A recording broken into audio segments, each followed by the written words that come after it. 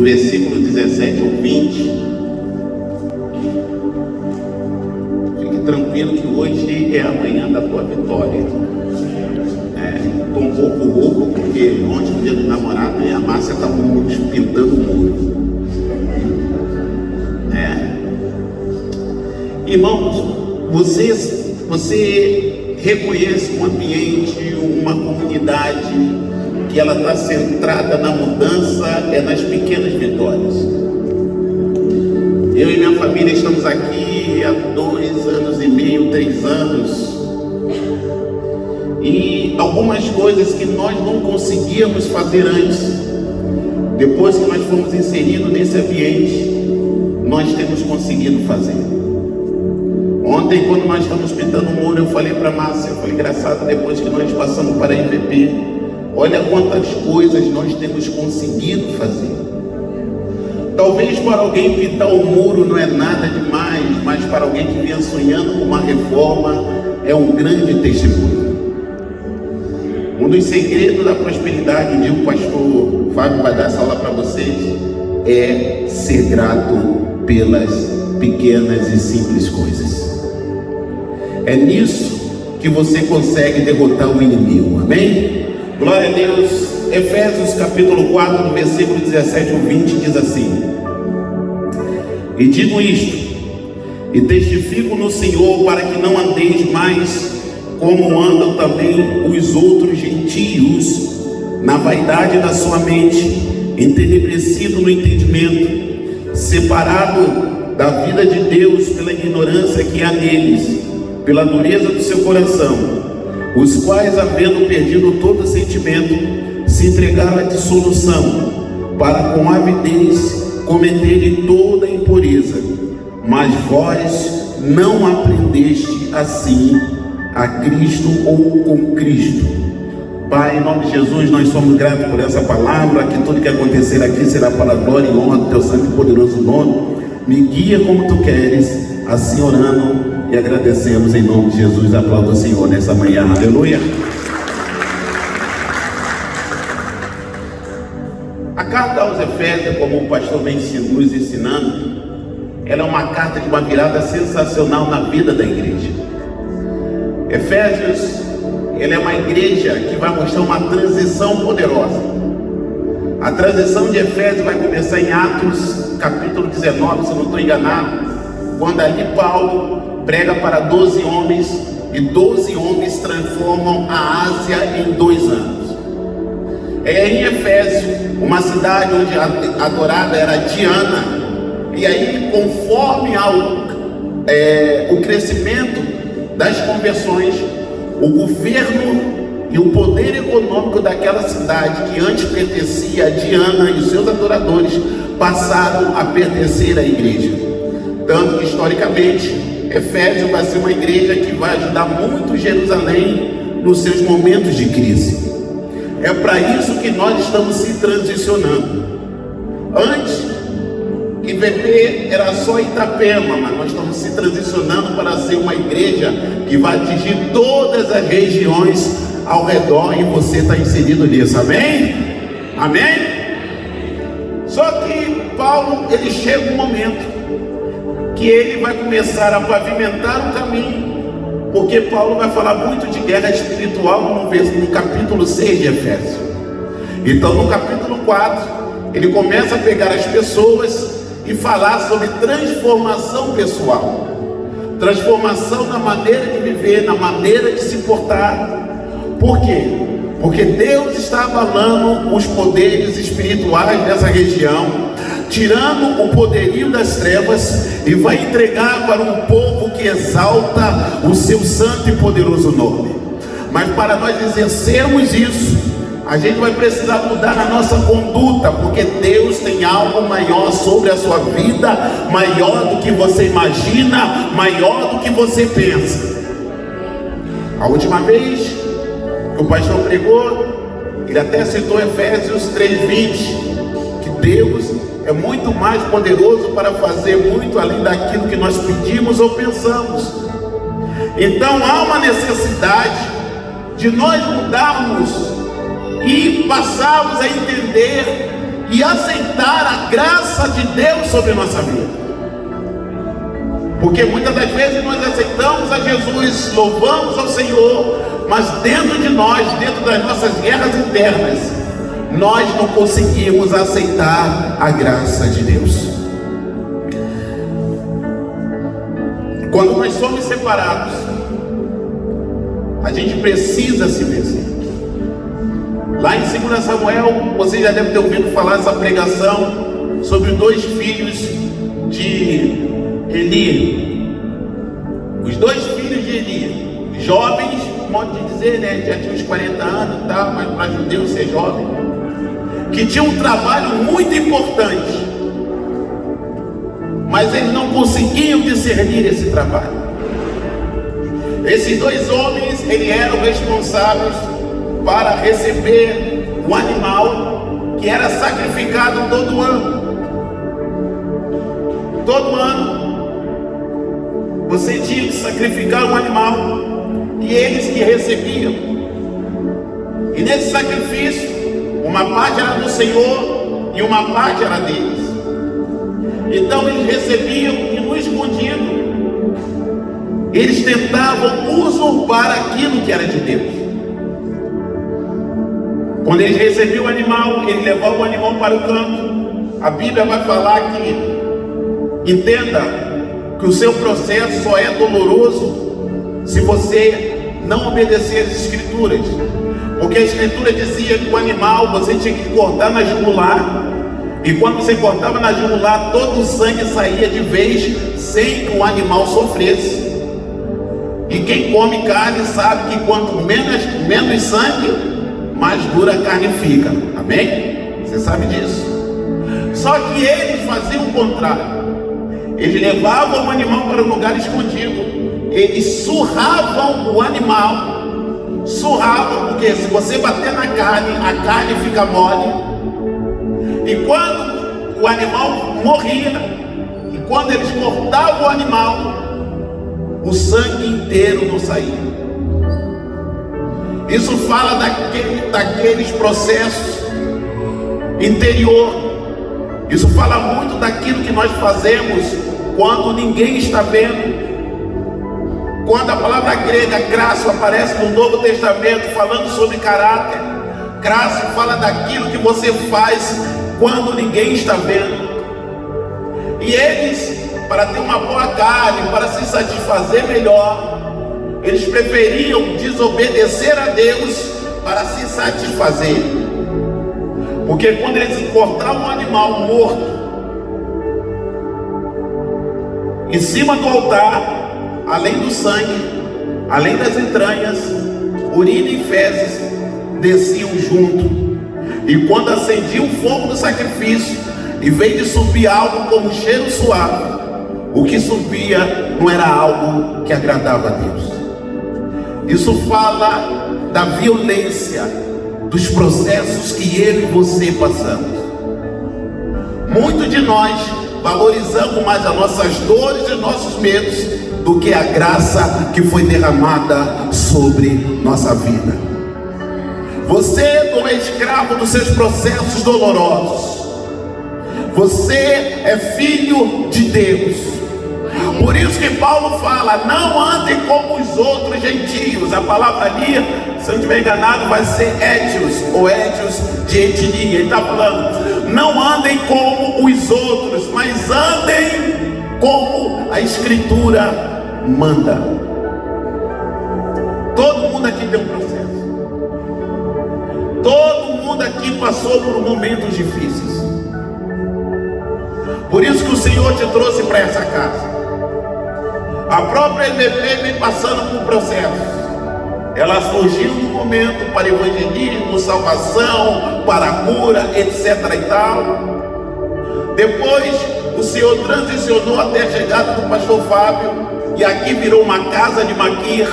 O que é casa de Maquir na Bíblia? Casa de Maquir é o lugar que recebe os desonrados. Com certeza você já sofreu desonras no lugar onde você passou. Você chegou aqui para ser cuidado e tratado, porque foi assim que fizeram com Mefibosete na casa de Maquir. Um processo de cura, um processo de limpeza, um processo de preparação para algo maior que Deus vai fazer nessa região. Aleluia! A calabada cadarábia. Pastor, por que você está falando isso? Porque nós chegamos num teto. É só ver a palavra devocional hoje que o presbítero de Malberté trouxe sobre Ezequiel. Quando nós chegamos no teto, Deus começa a nos preparar para superarmos esse teto e ir para um lugar maior. Você veio para a casa de Maquir para se livrar das suas dores, para se livrar das suas marcas. Para onde você foi ferido virá uma cicatriz, porque cicatriz mostra que você venceu. Trauma mostra que você está machucado, mas cicatriz mostra que você venceu o processo. E agora Deus está nos levando para algo maior. Por isso que esses homens, quando erraram, Deus tirou eles e colocou Samuel na equação. Samuel foi o profeta, o juiz, o sacerdote que participou da transição de Israel de um povo nômade para um reinado. É essa transição que eu e você estamos passando. Estamos deixando de ser uma casa de Maquir para ser uma casa de governo em toda essa região. Pastor, o senhor não está sonhando alto, né? Porque você não conversou com o seu pastor ainda, que você vai ver que ele está sonhando mais alto ainda. Você não veio aqui para o seu ministério se ficar parado. Você está sendo preparado para exercer o ministério que Deus colocou sobre a sua vida. Por isso que Paulo falou: não andem mais como gentios, porque nós aceitamos a Cristo e há uma virada no nosso caráter. Já fizemos, já pecamos, já viramos a nossa vida do avesso, mas agora uma responsabilidade nos foi colocada, uma responsabilidade nos foi dada. Aleluia! Porque quando eles batiam no animal, eles estavam exercendo a desobediência. Porque Deus, irmão, Deus tem uma linha. Deus, ele tem um processo. Olha, corta a jugular do animal, que o animal não vai sofrer. Eles não vão bater, porque aí a gente vai saciar nossa carne, vamos comer uma carne melhorzinha. E às vezes você fica se batendo, você fica se agredindo, só para você saciar a sua própria vontade. Acorde. O Senhor te ama. Essa semana, irmão, foi uma semana, minha esposa está de prova de resolver B.O. Eu tenho muitos amigos pastores, muitas vezes eles me pedem para resolver algumas coisas. Esse dia eu tive que ligar para um rapaz e ser duro com ele. Ser duro para carioca, não sei se é a mesma coisa, ser duro para catarinense. Ser duro para carioca, você chamar homem de moleque para baixo. Eu cheguei para o rapaz e falei para ele: você é um moleque. Que isso, pastor? Você é um moleque. Você me arruma uma namorada e quer ficar fazendo sexo antes do casamento, inventando mentira.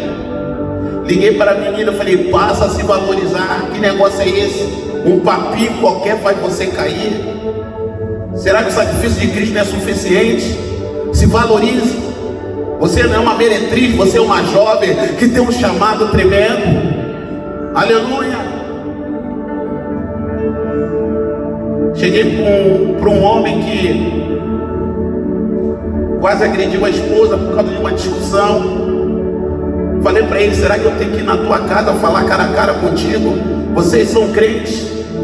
Crente não resolve com agressão, crente resolve na oração. Quem tem que ser agredido é o diabo. Manda fogo, manda cometa, meteoro, ora alguma coisa. Nós somos a igreja. Quem baliza a sociedade somos nós. Somos nós que exercemos influência. Pessoas violando a própria alma por um momento de prazer, não faça isso. Você tem uma importância maior do que você imagina. O Senhor parou toda a criação para nos criar, aleluia. Ele nos colocou nessa terra para fazermos a diferença. Por isso que Paulo vai sacudir a igreja de Éfeso, uma igreja que era totalmente idólatra e se tornou uma igreja totalmente santa. Idólatra porque eles amavam Diana, mas quando Cristo chega na cidade, Diana é destronada. Está havendo uma guerra, irmão. Quando o pastor falou que estava dando um pouco cansado, eu falei para a Márcia: o inimigo está se movimentando. Depois, tivemos que orar pelo pastor Otávio, presidente geral. Eu falei: viu, todo tempo de transição o inimigo se levanta, porque Deus está nos levando para nós vivermos a melhor época da nossa vida. Nesse tempo de Covid, a região que prosperou nesse estado foi a nossa. Deus se preparando para nos prosperar, e a gente muitas das vezes está dando lugar às nossas dores. Estamos alimentando essa região, irmão. E Deus tem prosperado por causa da sua generosidade. Se hoje tem 2 toneladas, em breve vai ter 4, vai ter 8. Porque Deus vai prosperar a região, mas para isso nós também precisamos se posicionarmos. Abrir mão: pastor, eu não aguento isso, eu não aguento aquilo, eu não consigo me libertar. Irmão, aleluia, Deus tem poder suficiente para mudar a sua casa, a sua vida e a sua história. Aleluia, glória seja dada a Jesus. Muitas vezes o povo de Efésios ficou assustado com aquilo que Paulo está falando. Porque ele está falando: olha, vocês não aprenderam a viver dessa maneira com Cristo, não. Porque Cristo nos ensina a maneira correta de vivermos. A gente dá lugar à depressão, a gente dá lugar às dores que sofremos no passado, às injúrias, aos machucados, às decepções. Já viu como a gente dá lugar a isso? Irmão, a graça é mais poderosa do que isso, irmão. Você acha que eu não tenho dores? Você acha que a Márcia não passou por dores? Você acha que pessoas passaram por dores aqui? Mas todas as dores são superadas através da graça. Tem uma palavra em Deuteronômio. Quer ver? Deixa eu abrir aqui. Estava aberto, o inimigo se levantou. Está vendo, irmão?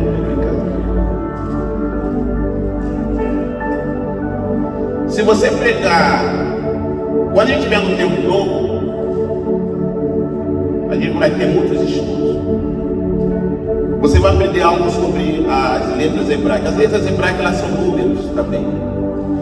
A mesma numeração que tem na palavra porta, que é porta de entrada, porta de acesso, é a mesma numeração que tem a palavra Naphtali ou Naphtali. Então, não é fácil alcançar arrependimento em lutas constantes de buscar novas alternativas de mudança dentro de nós. Então, a tribo de Naphtali, o Naphtali, é uma tribo de muita força. Quando Jacó vai profetizar sobre Naphtali, ele vai falar sobre força. E Deuteronômio 33, 23 diz assim: e de Naphtali disse, isso é Moisés: farta-te, ó Naphtali, da benevolência, enche-se da bênção do Senhor, possui o ocidente e o meio-dia. O que isso está falando? Deus está falando para vocês: ó, farta-se da graça. Vocês precisam passar por essa porta. Vocês estão nesse nível, você precisa passar para aquele nível.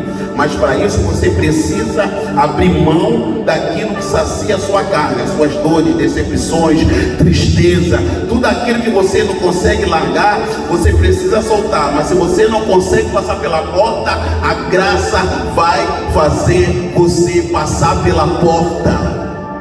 Isso está falando do tabernáculo. Só tinha uma tribo que ficava de frente à porta, era a tribo de Judá, porque Cristo é a porta para o acesso às coisas de Deus. Cristo é a graça encarnada. A graça, ela vem desde o Antigo Testamento, porque é a graça de Deus que tem permanecido sobre a nossa vida. A graça de Deus vai fazer mudanças. Temos pessoas maravilhosas. Toda vez que eu aperto a mão da Fernanda, esposa do Jeff, eu consigo ver o grande ministério profético que tem escondido dentro daquela mulher. Vejo o Márcio com a esposa dele, a Janaína, pessoas com chamado maravilhosos. A gente vê a Clara, a esposa do Joel, uma mulher cheia de Deus, entre outros que estão aqui. Tem a Thaísa, que tem uma obra maravilhosa. Mas nesse tempo de transição, nós estamos sendo preparados.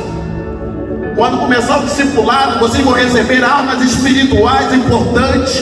Que a sua casa, que você olha, a minha casa é uma casa de problema, a sua casa vai ser uma casa sacerdotal. Os seus filhos vão causar influência na sociedade. Os seus vizinhos vão olhar para a sua casa, vão querer saber o que está acontecendo. Que graça é essa? Que poder é esse? Que movimento é esse? Aleluia! Faça-se da graça. Faça-se da graça. A palavra benevolente aqui em hebraico é ratzon, que significa aceitação. Porque tem gente aqui, irmão, que tem que se aceitar como filho de Deus.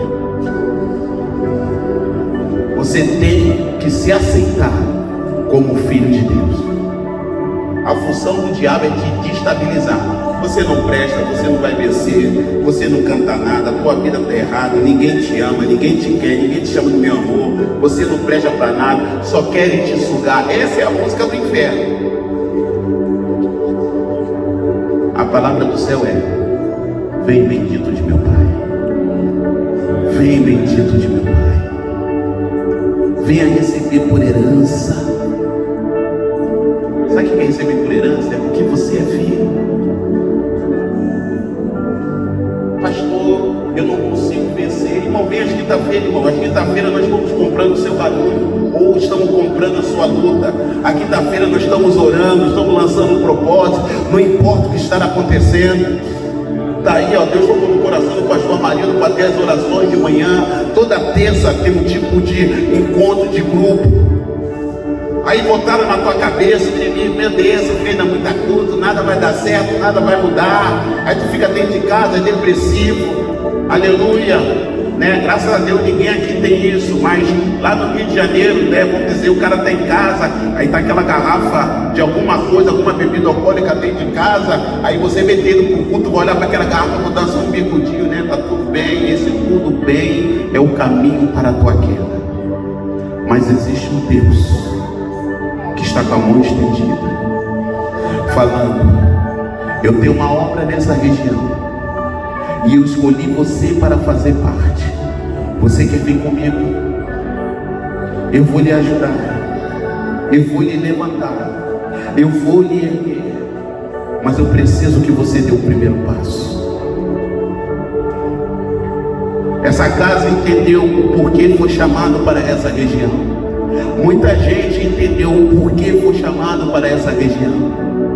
Está na hora de você vir conosco. Estamos deixando de ser uma casa de maquinha para ser uma casa de governo. Porque foi assim que Deus fez com Davi, tirou ele de trás das malhadas e colocou ele para sentar entre os príncipes. Essa ceia de hoje de manhã, a ceia de hoje à noite, vai causar uma virada poderosa nessa casa. Essa semana eu estava conversando com o pastor Fábio no culto dos homens, quando o pastor já estava profetizando na vida do Berné. Quer falar, pastor? Quando o presbítero Gilmar estava pregando, ele estava pregando aqui, eu estava sentado ali, eu vi quando o anjo desceu, e eu comecei a ouvir barulho de relâmpagos, e ele começava a falar: assim diz o Senhor, quando vocês entenderem o tamanho da responsabilidade que vocês têm sobre essa cidade, vocês começarão a viver o melhor dessa terra. Aleluia. Essa cidade durante muito tempo foi marcada por morte. Muitas pessoas estão gritando, muito sangue está sendo derramado. E eu tenho escolhido a vós para ser a diferença e trazer vida para essa região. E eu via quando o anjo bradava: posicione-se, posicione-se. Querendo você ou não, Deus vai te colocar na posição que Ele te chamou. Você vai sair do banco de reserva e vai entrar na fileira de guerra. Não importa o mal que faça contra nós, se fazem macumba, vou fazer coisa para o pastor morrer, não adianta. Graças a Deus ele vai viver até os 90 e nós vamos junto e vamos ver o crescimento dessa região. Aleluia. Antes eles falavam que da pena, sei lá, o rei de Alto São Bento era lugar isso e aquilo. Agora eu vou falar: essa região tem uma casa de governo, um celeiro de missionários, uma casa que mudou toda essa região. Aleluia. Não olhe para a luta, olhe para aquilo que Deus está pronto para lhe entregar. Na ceia dessa manhã, quando o pastor for orar, aleluia, fale para Deus: eis-me aqui. Aleluia. Glórias a Jesus. Para terminar, ficamos de pé.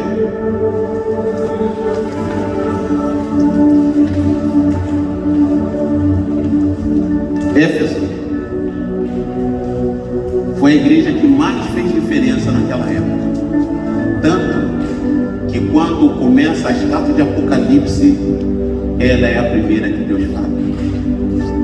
Nunca conversei com o pastor sobre isso, mas eu acredito que um dia Deus fez uma proposta para o pastor, e o pastor falou: Deus, conta comigo. E por isso que nós estamos junto com ele. Nós vamos viver coisas melhores, nós vamos viver coisas maiores. Vai haver um despertar de poder, irmão, nesse mês de junho para frente, nessa igreja, que vai ser muitas das vezes difícil terminar no culto. Aleluia. O ministério de louvor também tem passado por um processo, porque Deus está derramando sobre eles uma unção diferente. A Bíblia vai falar, e isso também tem no judaísmo, que eles falam muito sobre a unção de Tubal, o profeta dos tambores, que através do louvor rasgavam a diferença entre o céu e a terra. Por isso que Davi, o maior líder e o maior rei de Israel, era um homem que compunha salmos. Davi tocava harpa, mas só que a harpa de Davi não é igual a harpa que você pensa que é o dia de hoje. A harpa de Davi era feita de 2 arcos de flecha. Então, quando Davi tocava, da mesma maneira que ele tocava um som, expulsava os demônios, ele estava adestrando tanto a mão direita quanto a mão esquerda pela guerra. O louvor que Deus tem preparado aqui para a nossa igreja é isso. Um louvor que não vai ser só de adoração, mas um louvor de guerra. Um louvor que quando tocar Anaio Subnergue de cantar a Bandaraia, você vai ver o que vai acontecer na sua vida. Eu estou aqui, irmão, doido para começar a profetizar, mas agora não deixa. Mas em nome de Jesus, eu quero que você levante as mãos. Pai, em nome de Jesus, nós nessa manhã assumimos um compromisso para contigo, de nos posicionarmos para alcançarmos esse algo novo que o Senhor tem para nós. Estamos sendo transicionados para um outro nível, Deus, e nós queremos isso. Assim como os jovens estão cheios do poder, assim serão os homens, serão as mulheres, serão as crianças. Dê graça a cada família que está presente aqui nessa manhã. Dê graça para eles superarem esses momentos difíceis. Nós oramos e expulsamos agora toda a hierarquia das trevas que milita contra a nossa casa, contra a nossa família. Envia, Senhor, suas hierarquias mais poderosas, porque hoje é a noite da virada, o dia da virada dessa casa.